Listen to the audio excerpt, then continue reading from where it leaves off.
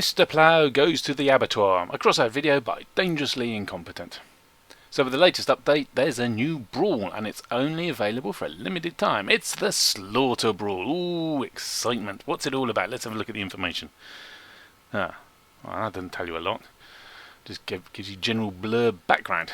A bit more on the battle page, maybe. Oh, it's a brawl, and it's versus survivors. Use a power score requirement, 5,000 to 6,000 power score. Level 4 in the engineers. Most people got that. And what should be the reward? Ooh, it's scrap. It's the rewards are just about scrap missions for scrap. Yes, that sort of level of scrap reward. No more, no less, really. And there's no leagues or anything. No extra rewards for going up the leagues or anything like that. Apart from there's challenges. There's 2 daily challenges. Destroy 400 parts in the Brawl Slaughter for 40 engineers badges, and there's a destroy 600 parts, or is it 800? See that later. So yeah, that's all the prizes there are for it.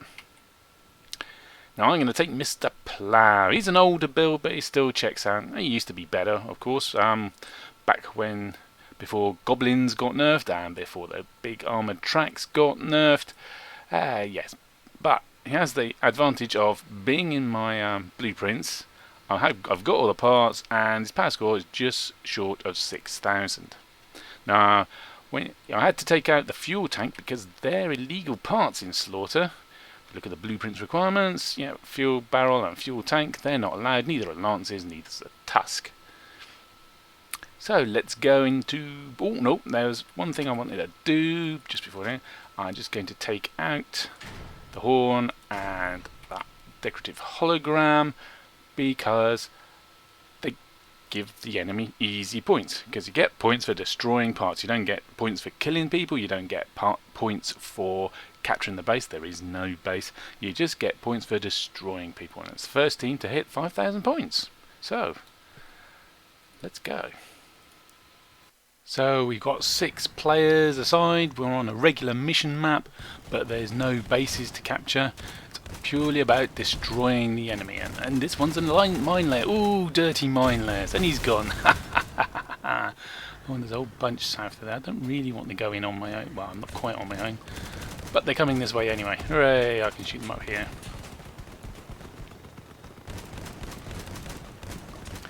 Oh, backed off a bit. Oh, it's the mine layer. He's back again. And now I'm sitting on mines. I don't want to fight on mines. I still don't want to fight on mines. And they've snuck behind me. And I think this is all over. Yeah. When you get focused down by the bulk of the enemy team, you don't last long. Even if you're a magnificently armoured beast like MrPlow with his bastion plow on the front was resistant to energy, and those great big armoured tracks, they soak up a lot of damage too. But now we get the disadvantage of MrPlow. He's not very fast. 63, 64 kilometers an hour. Even though we've got the right engine for tracks, which is the Golden Eagle, which you can see on the back there, it's not very fast. So poor spawn, and you could be game over before you see the enemy again.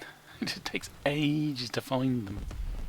Well, ages to get to them. I can probably guess where they are. That'll be where all the rest of my team are milling around. Oh, there's one. I can see him. Oh, I've done damage. I've done damage. I'm helping. And oh, cap count. And it's all over. But the rest of the team pulled it through for us. Hooray! Off we go again. Now, where's the enemy? Can you see the enemy? Oh, there's one right there. Take a note of this guy. He's got very few structure parts on him. It's basically a cabin on wheels. So low durability. So let's see how that works out for him. Not very well, it seems. Whereas MrPlow here has got 27 parts for 1,307 durability, and a lot of that's the bastion. Of course, the bastion's got its plow, which isn't resistant to energy weapons, but it is resistant to everything else. And I'm about to demonstrate that to you now. Well, as soon as I find the right guy. Is it this guy? No, it's not this guy. It's another stinky mine layer. Ouch. Ooh, cheese. Ooh, cheese. There goes a third of the health. No, not that guy. He's dead. This guy. So I've just taken a volley to the face and another volley to the face. These are hulks firing at me. Not little boys or anything, or judges. It's hulks. how many shots in the face can I survive? And I've still got all my guns, look. Well, not anymore. But he is doing me. I didn't get close enough to him. Door opening up. And he was backing away all the time, and he has done me. But I have wrecked him in return. And do you see any of the other vehicles in this battle surviving that that many volleys in the face? No, you don't. My reason for using my MrPlow build, apart from the convenience of having it in stock and knowing how to play it through long and bitter experience, is that it can take a lot of punishment, and when he does get destroyed, it doesn't give the enemies a load of points. Only got 27 parts, and then most of them are big and chunky with a load of durability. And of course, it's got the bastion, which takes a lot of punishment, and then the armor tracks, which have a lot of durability and melee resistance. And explosive, have they got explosive resistance? Maybe.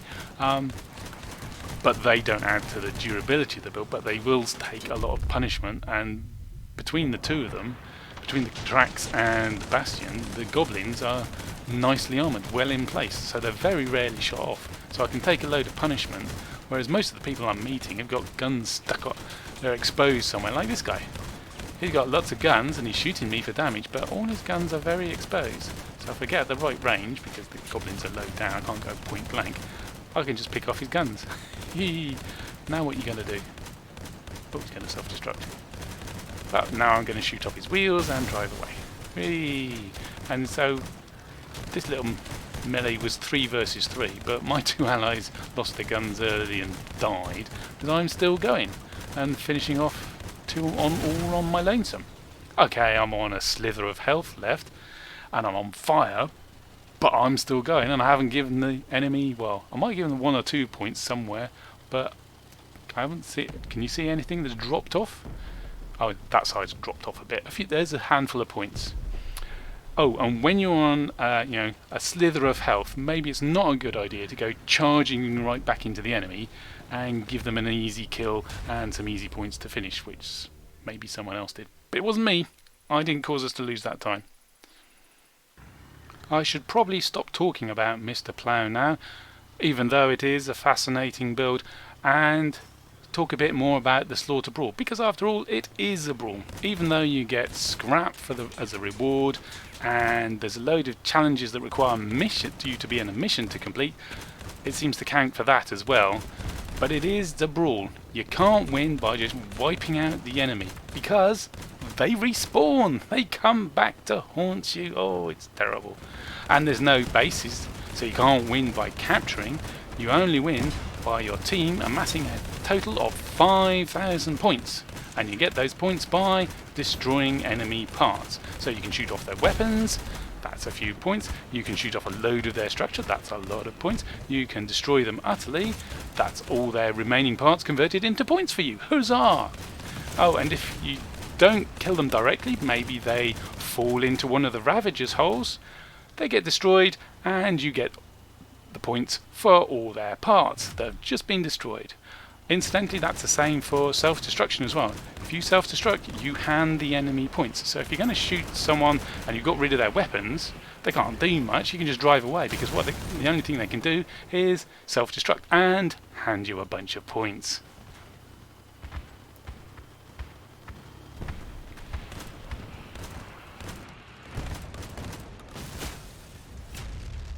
Since Slaughter is a brawl, not a mission, the usual brawl tactics of, ooh, let's surprise them by charging down the left flank, or let's contest the middle and play peekaboo in their approach channels, they don't work so good. What tends to happen is that you find the enemy and the enemy finds you, and it develops into one big massive dogfight where everyone's fighting everyone else in one small area of the map. And then as soon as someone's destroyed, they get respawned and they charge right back into the dogfight because they know the enemy's there. Even if the rest of the team has just been destroyed and is now respawned and spread around the map, and they're charging into all the enemy on their own, and they get wiped out really quickly because they're outnumbered. So this would be a really good place to have a radar detector, because although all your allies appear on the minimap without you having a radar or radar detector, The enemy don't. You only get to see what you can see. And this MrPlow doesn't have a radar detector or a radar. I just get my view and then what my allies are seeing and passing on through radios. Because if you knew where all the enemy were, you could avoid charging into the enemy on your own. You could group up with your allies and then go pick on one of the enemy who's off on their own, because they've respawned or because they've charged off on their own for some unknown reason. But, you know, it's a bunch of random people in a fast match, so good luck in getting tactics out of people. Even if you do put on a radar detector, it'll help you, and there'll be one or two people on your side who'll take advantage of it, but most people don't even look at the minimap, I'm sure. So how are we doing? Oh, we're about to win. That'd be nice. Hey, another victory. Who would have thought it? Let's have a look at the points this time. I got a lot of points. Did I come top? Did I come top? Did I get him? I did come top. I came top, and I scored the most points, and we won. So where's my MVP? Oh yeah, it's a brawl, not a mission. You only get MVPs in missions, not brawls. There's no matchmaking in regular brawls, and as far as I can tell, Slaughter Brawl is no different. So you can meet anybody from beginner all the way to totally upgraded, have no life but Crossout kind of a pro player, and everybody in between. What I have noticed is there's a higher proportion of Seal Clubber builds.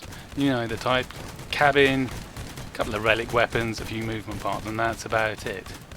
And they run in, hope to do a big pile of damage before someone spots them and goes, aha, you've got very low durability, I'm just going to shoot your cabin and you're out of here. In a mission battle, that sort of a build doesn't do very well because you've been destroyed and you're out of the battle. You're not scoring any more points. But in Slaughter Brawl, you respawn and you come right back in and do it all over again. So I can see it being a good tactic for actually completing your daily challenges really quickly, because you run in, destroy a load of parts, get destroyed, do it again and again and again. You're destroying lots of parts. It might even be a tactic for getting a high win rate in Slaughter Brawl, because when you die, because you haven't got very many parts, you're not giving away very many points, and then you're getting a load for doing a big pile of damage. So I'm not sure about that. The only way to tell really is to watch Slaughter as time goes by, and if more and more Seal Club builds turn up, then you know it's probably working quite well for them. But if you don't have relics and you come across, you know, your relic Seal Clubber, don't despair. Being a Seal Clubber build doesn't automatically mean they get to win.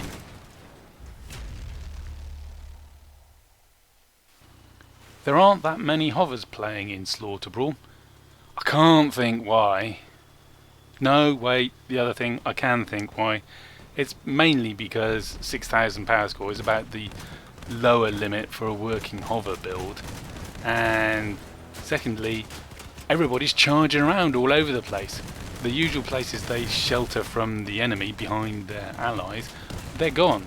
And of course every so often someone respawns right behind you and then goes, oh ho, it's revenge time, Mr. Hover.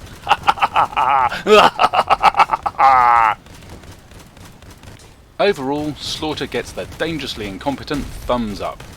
You should try it, provided of course that you have a reasonable just under 6,000 power score build to play it with. And Slaughter's definitely worth playing for the 2 challenges, which can give you 120 engineer badges a day. And it makes a nice change from regular missions, which is always welcome. I have noticed the queuing time to get into Slaughter is shorter than missions, on the EU server at any rate. And if you're on a less popular server, it's probably worth playing instead of missions, because it concentrates the players into one battle rather than having them spread over all the power score range if you're trying to get scrap. So it can make your waiting for your next battle shorter.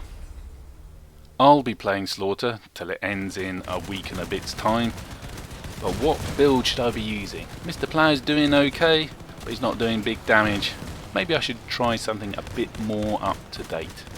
I did just buy 4 claws and a power unit, so maybe an energy weapon build. Or should I go for the old meta favourite, the shotgun wedge? What are you driving to success in Slaughter? Let me know in my Discord channel, link in the description below.